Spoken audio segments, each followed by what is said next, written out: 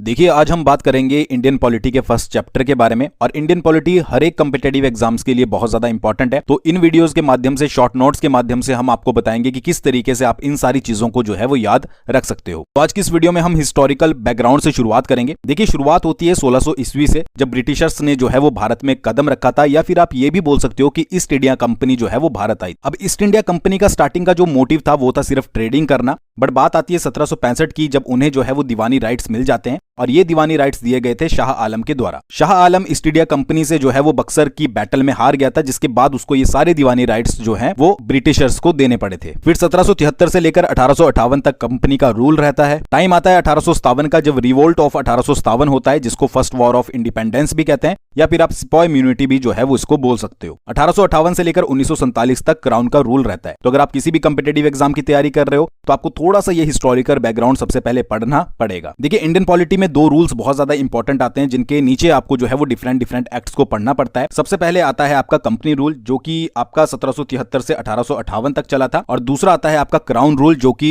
1858 से लेकर 1947 तक चला था। सबसे पहले कंपनी रूल के बारे में बात करें तो इसके नीचे सबसे पहले आता है रेगुलेटिंग एक्ट, उसके बाद आता है पिट्स इंडिया एक्ट, और उसके बाद आता है आपका चार्टर एक्ट। वहीं बात करें क्राउन रूल की तो आपको गवर्नमेंट ऑफ इंडिया एक्ट पढ़ना है, इंडियन काउंसिल एक्ट, और उसके बाद इंडियन इंडिपेंडेंस एक्ट। तो ये सभी एक्ट इंपॉर्टेंट है अगर आप हिस्ट्री पढ़ रहे हो, हिस्टोरिकल बैकग्राउंड पढ़ रहे हो इंडियन पॉलिटी का। और ये सारे एक्ट हम आपको आने वाली वीडियोस में कवर करवाएंगे, तो फॉलो करके इस चैनल को जरूर रख लीजिएगा।